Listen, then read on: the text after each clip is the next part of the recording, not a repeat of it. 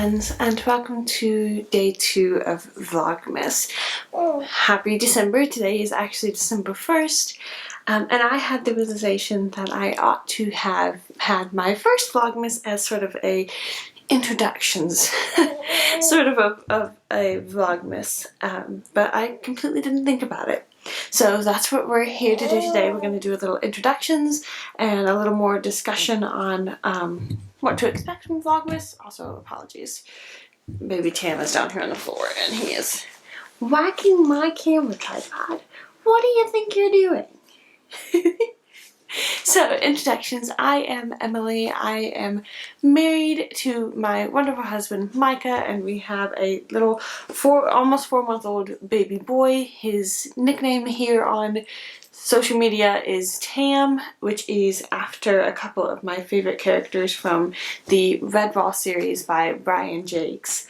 And, yeah, I am a full-time homemaker, so I stay at home and take care of our beautiful little boy and try to keep up with the housework and everything, which has been a little difficult the last few months since baby was born, but I feel like I'm getting to the point where I'm getting better at at balancing it out. And to be fair to myself, baby Tam was a particularly clingy baby for the first couple of months. He didn't want to have anything to do with anybody else. He just wanted his mommy, and that was that.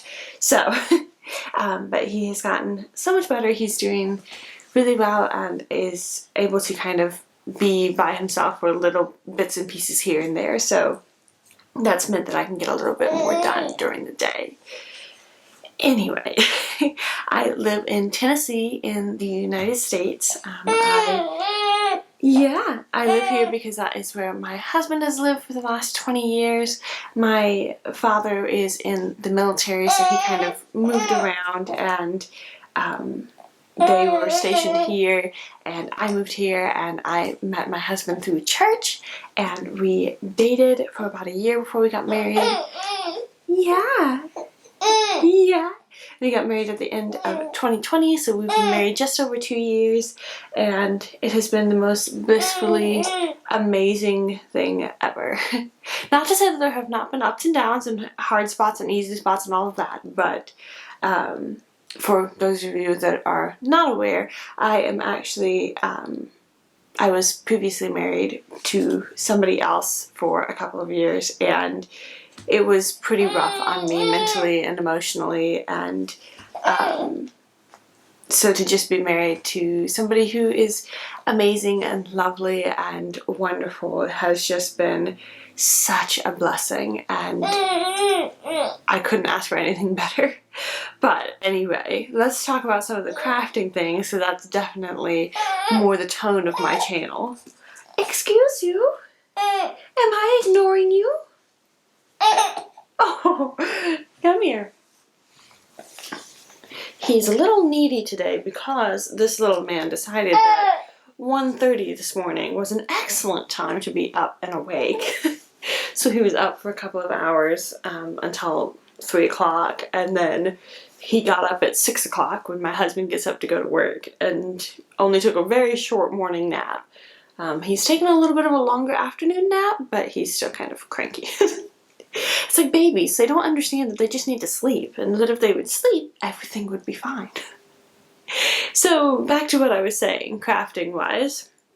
I have been sewing the majority of my own wardrobe since I was about 15 years old, and I was an awkward teenager who was curvy and hated clothes shopping, and decided that the only way to get clothes that I actually liked was to make them myself. And so through immense amounts of trial and error, I finally figured out how to make my own clothes, and it's one of those things where I'm kind of a pushover and a people pleaser for certain things, but then for certain other things, I am stubborn and hard-headed as all get out, and I can just remember being so immensely frustrated at the sewing machine and at not knowing what I was doing because I taught myself, and so I had no idea how to properly fit things, and I remember it being so frustrating, but I was just dogmatic about it. I was determined that I was going to figure out how to make my own clothes because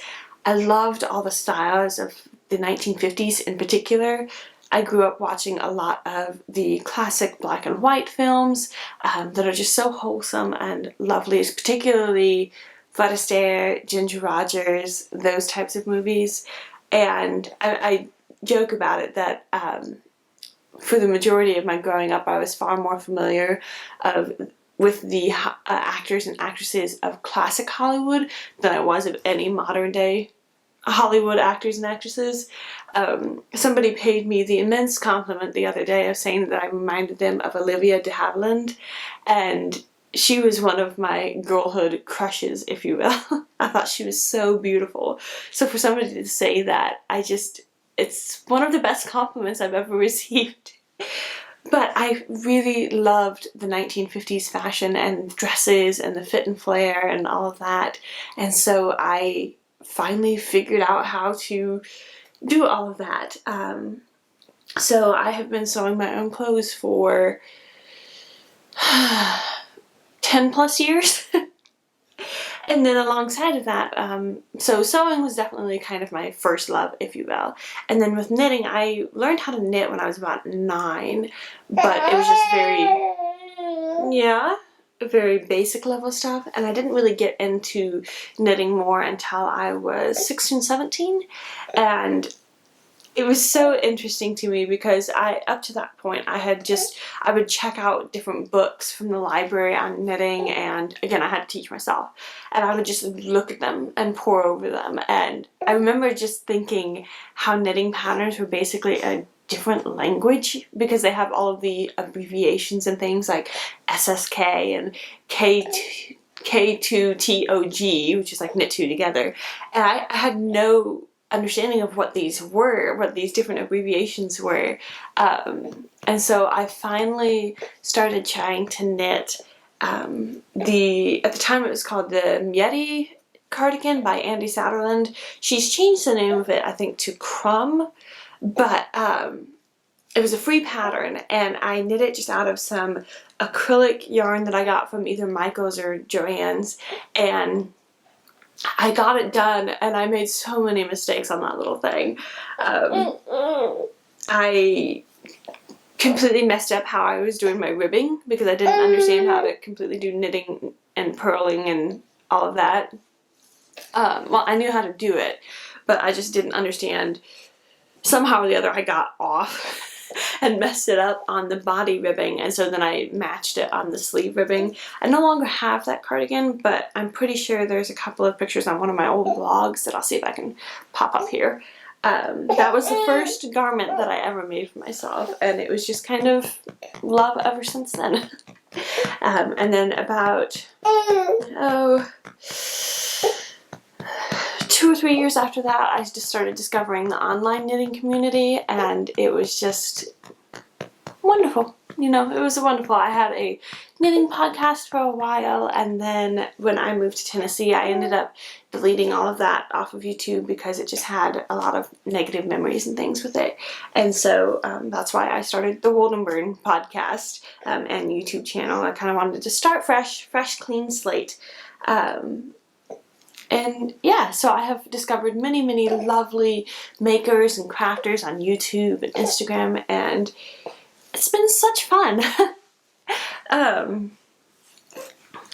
yeah, and then I do some crocheting as well. When I was younger, I remember my siblings and I would make these long chains of crocheted chains, and we didn't know how to do anything further than that. And then one day I checked out a book from my library that was like 100 different styles of granny squares or something along those lines. I don't remember exactly what it was. If I can find it, I'll pop a picture up. And I just went through that, and I loved it. It had different like flower granny squares and all these just different styles of granny squares. And so I went through that book and experimented with making several of the different granny squares, and if there was something that came up that I didn't know, I would just Google it, and figure out what it meant. So I don't classify myself as a extremely proficient crocheter. I've done several crochet projects over the years. One of my favorite ones that I've ever done is I made my mom a set of, I think, 12 or 16 fabric napkins, and then I got a book. I think it was a Nikki Epstein's, I think. I'm pretty sure that's what it was, a like crocheted borders and edges. And I went through and I put a different crocheted lace edging on one side of each napkin, and that was really fun.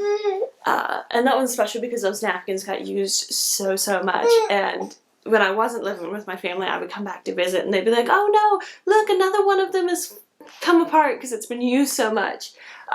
Just the crocheted edging, like one of the threads would snap from use and wash and whatnot, and they would just be like, ah, it came off, oh no. And I fixed a couple of them, but then at one point it was just, I just stopped fixing them. And I really should make my mom a new set, because that was like, it's not 10 years ago, it was probably like 5 or 6 years ago. And then I've made several crocheted blankets and different odds and ends, and I'm trying to get into a little bit more of crocheted toy making, which we'll have a discussion on one of these Vlogmas videos for another day, because I'm planning to make baby Tam a really cute little toy for Christmas. So we'll talk about that in another one. But yeah, so that's kind of how I got into all of the different crafting things, and I dabble in other things. I dabble in watercolor paint and cross stitch.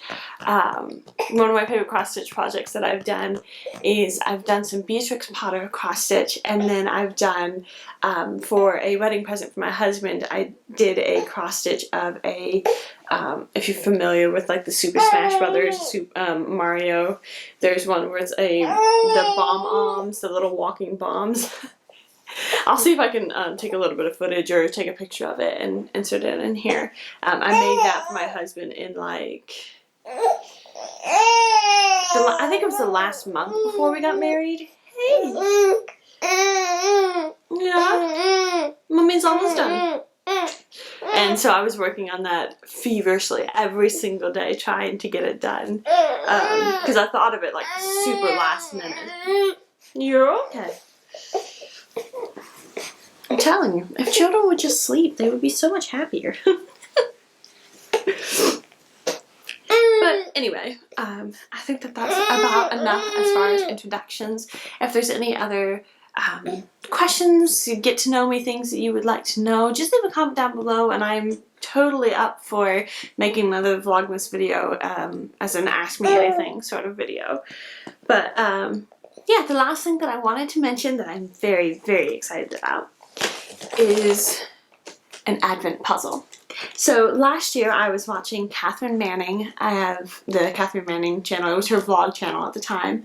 And she was doing a Advent puzzle, and I was shocked. I did not know that Advent puzzles were a thing, and it made me very excited. I remembered this kind of last minute at the beginning of November, and so I bought myself a 12 days Advent puzzle, and I bought my mom and my little sister a 12 days Advent puzzle that I gave to them, and it's basically a bunch of, it's kind of reflecting, but you can get the idea. It's 12 different small puzzles that you can do, and I'm planning to do one every other day throughout December. And so I decided that on the days that I do that, I'll have a little montage, if you will, at the end of me putting together that day's puzzle. I know that that's probably not some people's cup of tea, but I find it so satisfying to watch it when somebody is to do a time lapse of like putting a puzzle together. I think it's super fun, and these are pretty small puzzles. They're only 80 pieces, but I'm so incredibly excited to do these because I think it'll be a really special annual festive tradition that I can pull out the Advent puzzles every year to do around Christmas time, and I think that would be so lovely. So yeah, I'm very excited about it. I will leave links to this puzzle and the one that I got from my mom down below. They're just from Amazon. And these were the only two that I could find that were this style, where it was 12 individual puzzles, which is what I wanted. So yeah, I also highly recommend you check out this artist. It's Michael Storings, I think. There are so many puzzles on Amazon by him that are stunning. I want all of them. But I'll satisfy myself with just the Advent puzzles. So what I was saying is my plan is to put this at the end, because then if you don't really feel like watching me put a puzzle together with some pretty fun music put to it, then you don't have to. You can just skip over it. But that is my game plan, that on the days, every other day when I do an Advent puzzle, I'll put that at the end.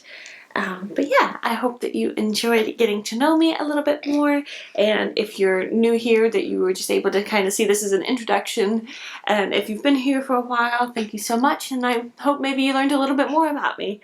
And again, if there's anything that you would like to ask me, please feel free to leave it in a comment down below, because I will totally do a Ask Me Anything Vlogmas if that's what you guys would like. But I'm gonna go ahead and go. Little man is getting cranky, or he's continuing to be cranky. And my light is kind of fading, so yeah, I hope that you enjoy this little montage of me building a puzzle, and I'm excited to see you tomorrow.